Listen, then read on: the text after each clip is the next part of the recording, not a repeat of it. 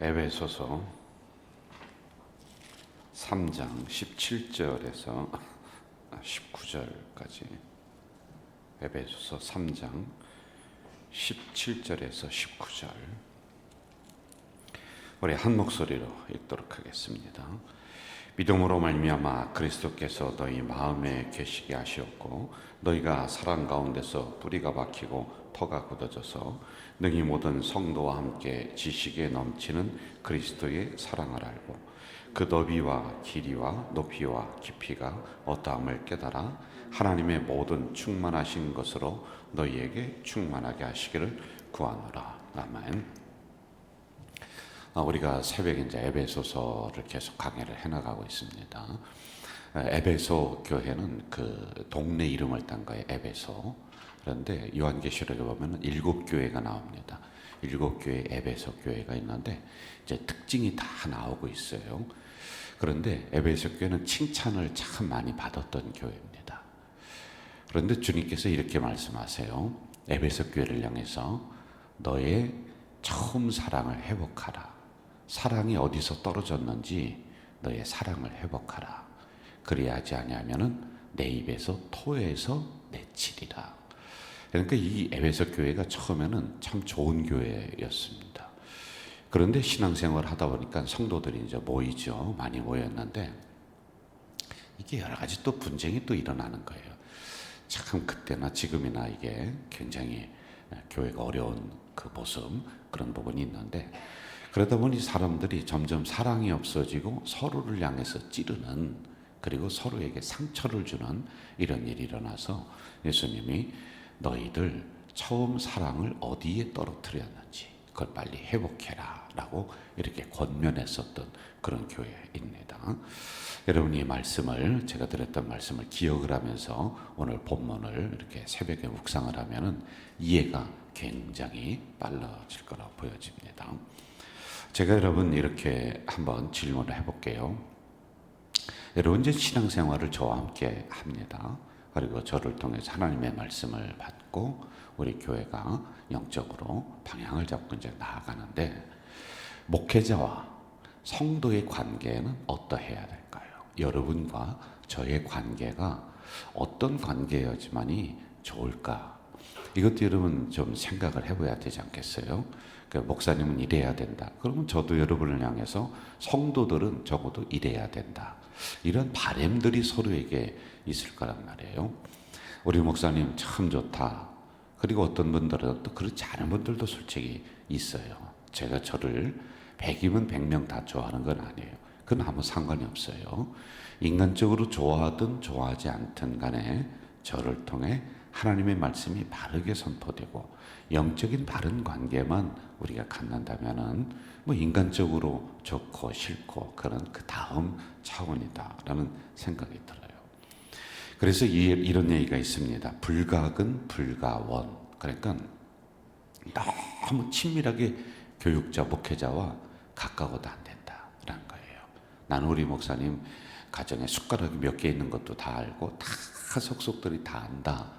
여러분 그것도 그렇게 좋은 유익한 관계는 아닙니다. 목사님의 어떤 뭐 작은 일부터 큰 일까지 모든 걸 다 그냥 본인이 다 책임을 져서 이렇게 한다. 근데 사람은 가까이 대하다 보면은 목회자도 인간이기 때문에 단점이 있어요. 흠이 있습니다.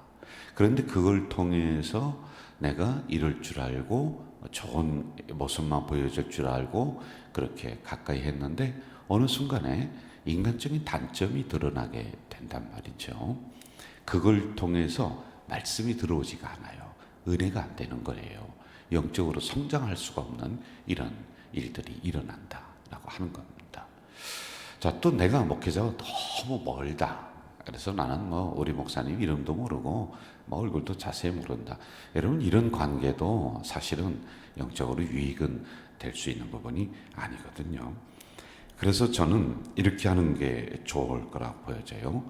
한 몇 가지로 제가 좀 한 4가지 정도 이렇게 좀 생각을 했는데, 첫째, 서로 존경하고 존중해주는 관계가 성도와 목회자의 관계. 여러분이 저에게만이 아니라 저도 성도를 소중히 생각해야 돼요. 한 영혼에게 목숨을 건다. 한 영혼을 소중히 생각한다. 그리하면서 그 성도에 집중하지 않고 교회에 집중하지 않는다. 여러분 그거는 어불성설 아니겠어요? 지금 사도 바울과 에베소 교인들의 관계가 이런 관계가 됐다는 거예요. 그래서 제가 말씀을 이렇게 드리고 있는 겁니다. 목회자를 너무 쉽게 생각하면은 그것도 내 신앙에 유익이 안 됩니다. 뭐 자기 한참 밑에 있는 동생으로 생각하고 자기 집 머슴처럼 그렇게 막 부린다. 여러분 그게 뭐 그분에게 좋겠습니까? 이제 어떤 목회자는 이제 거기에 이렇게 매여 있는 사람들이 있어요. 누군가 또 뭐 여비도 주고 돈도 주고 음식도 대접해 주고 뭐 이렇게 하다 보니까 그 밑에 절절절절절 매는 사람이 있어요. 안 먹고 말지. 그 목회자의 자존심이라는 게 있거든요. 아니 밥 한 번 잘 얻어 먹었다고 뭐 돈 한 번 뭐 책 사보라고 또 이렇게 준다고 해서 그냥 그 앞에 가서 굽신거리고 여러분 그게 거지 근성이지 그게 뭐겠습니까? 그래서 목회자도 이런 부분은 조심해야 되고 성도들도 그렇게 우리 교회는 뭐 그런 분이 없습니다. 그렇게 하고 나서는 끝나는 거예요. 내가 어떻게 해줬는데 당신이 나에게 이렇게 해줘야 된다. 여러분 그런 관계로다 가면은 서로 피곤해요. 그러므로 서로 존경하고 존중해주는 이런 관계들이 유지가 돼야지만이 된다라고 하는 것이죠. 그리고 두 번째는 서로 기도해주는 관계가 참 좋습니다. 저도 성도님들 기도 제목 제가 1년에 한두 번 받잖아요. 그럼 그걸 정리를 합니다. 지금 다 정리가 거의 됐습니다. 그럼 그걸 가지고 제 가방 속에 놓고 늘 보고 제 서재에 책상 위에 올려놓고 늘 봅니다. 그리고 기도원에 또 이걸 가져와서 집중적으로 일주일 동안 또 기도를 해요. 저에게 특별히 기도 제목을 주시는 분들이 또 이렇게 있는데요. 제가 여기 가지고 다니는 거예요. 이렇게요. 이분은 또 이런 기도 제목을 나한테 이렇게 주셨구나. 그러면서 또 이렇게 보고 읽기도 하고 합니다. 여러분 제가 특정한 한 사람을 위해서 기도하지는 않습니다. 여러분들이 주는 것 기억나게 하시는 하나님 그 성령의 은혜에 따라서 이렇게 기도하거든요. 자 이렇게 서로 기도로다가 주고받는 관계가 돼야 된다. 지금 사도 바울이 에베소 교인들을 향해서 내가 너희를 위해 기도한다. 너희도 나를 위해 기도하자. 그래서 함께 기도하는 이런 영적인 관계가 지금 되어지고 있는 것이죠. 그리고 세 번째로는 나를 위해 보내주신 목자라고 하는 이 생각을 가져야지 돼요. 그럼 네 번째 저는 나를 위해 우리 교회를 위해 보내주신 하나님의 양이다 라고 하는 이 생각을 서로 가지면서 신앙생활을 하면 행복한 신앙생활을 할 수가 있는 거예요. 여러분 교회는 하나님의 것입니다. 그러므로 목회자가 자기의 사유화하면 안 되는 거예요. 저는 기간 동안 섬기다가 하나님이 허락해 주신 기간 동안 열심히 섬기다가 또 다른 곳으로 가고 또 다른 목회자가 오고 그러면서 이 교회는 천년 만년 든든하게 서가는 그런 교회가 돼야지만이 된다라고 하는 것입니다. 이러한 여러 가지 것들이 있는데 그 이상을 자꾸 이상한 것 목회자가 요구하고 그러면 성도가 피곤합니다. 요구하는 거 아니에요. 여러분이 성령의 어떤 감동이 있다. 그럼 하실 수가 있죠. 그런데 막 뭐 이것 요구하고 저것 요구하고 살림살이 요구하고 뭐 한다. 여러분 그런 거 이렇게 뭐 들어주고 하지 마세요. 정중하게 사양할 줄도 알아야지만 됩니다. 그런데 성도들도 간혹 가다가 제가 이제 교회를 섬기다가 이제 간혹 가다가 그런 게 있어요. 저를 전달자로 해서 누군가를 좀 도와줘야 되는 이런 아주 절박한 상황이 일어날 때가 있어요. 그럼 제가 그런 것을 마땅한 분에게 요구할 때가 있습니다. 그럼 기도하시고 이러한 부분은 또 서로 합의가 되면은 하나님의 은혜 가운데 진행할 수도 있는 거다라고 하는 이런 부분이에요. 자, 이렇게 몇 가지로 제가 정리를 했는데 가장 중요한 것 우리가 한번 좀 체크해봐요. 가장 중요한 것은 지금 사도 바울이 에베소 교인들과 그렇게 관계를 맺듯이 두 가지 관계를 깊이 맺고 있어요. 첫째, 기도의 관계입니다. 그리고 두 번째, 18절로 한번 좀 가봅시다. 18절 같이 한번 읽을까요? 시작. 능히 모든 성도와 함께 지식에 넘치는 그리스도의 사랑을 알고. 자, 저를 보시죠. 두 번째는 사랑의 관계로 맺어지고 있다라고 하는 겁니다. 그러니까 서로 존중하고 예의를 잘 갖추는 것. 지식에 넘치는, 여러분, 사랑은 결국에는 지식을 커버하는 거예요. 포옹하는 거예요. 그게 그리스도의 사랑의 관계이다라고 하는 겁니다. 저는 이게 목회자와의 관계만이 아니라 성도들과의 관계도 이러한 사랑의 관계가 있어야지만이 된다라고 하는 겁니다. 그리스도의 사랑이 우리 안에서 지배되도록 하고요. 그리스도의 사랑이 우리 교회의 중심이 되도록, 그래야지 교회가 은혜가 되지요. 여러분, 서로 막 긴장 관계가 계속 유지가 된다. 저와의 관계도, 성도들과의 관계도, 뭔가 교회에 오면은 좀 편안하고 그래야 되는데 뭔가 막 긴장이 돼요. 뭔가 막 스트레스를 받아요. 여러분, 그럴 필요 없습니다. 아니, 우리가 좋은 만남으로 좋은 교회에서 하나님 보내서 신앙생활 하는데 뭘 스트레스 받아가면서까지 여기서도 그래요. 세상에서 받는 스트레스도 감당하기 어렵고 힘들어 죽겠는데, 아니 뭘 교회에서도 서로 스트레스 주고 그럽니까? 교회에서는 항상 사랑의 관계가, 은혜의 관계가, 이게 우리 교회 주도적으로 일어나야지만이 된다라고 하는 겁니다. 자, 그러려면 잘 들으세요. 내가 먼저 양보한다. 내가 조금 손해 본다. 이 생각을 가져야 돼요. 여러분, 이게 항상 교회에 이러한 내가 뒤로 조금 물러난다. 이게 없으면은 이 관계가 형성이 되지 않는다. 한번 인간적으로 생각해봐요. 내가 차지할 거 다 차지하고 할 말 다 하고 내가 뭐 대접받을 거 다 받고 말이야. 여러분, 그러면 이게 뭐가 되겠어요? 그래서 주님께서는 항상 이 부분에, 야, 너희들 서로 양보해라. 너 대접받고 싶으면 내가 먼저 대접해라. 항상 이걸 가르치고 있는 거란 말이에요. 이게 교회의 모습이란 말이에요. 신앙생활의 모습이란 말입니다. 세상은 어떻게 해요? 악착같이 차지해야죠. 악착같이 내 거 움켜쥐어야죠. 악착같이 나를 먼저 대접해달라고 얘기하는 것이 세상이에요. 그런데 그렇게 되면은 교회는요, 교회의 모습을 상실하게 돼버리는 거예요.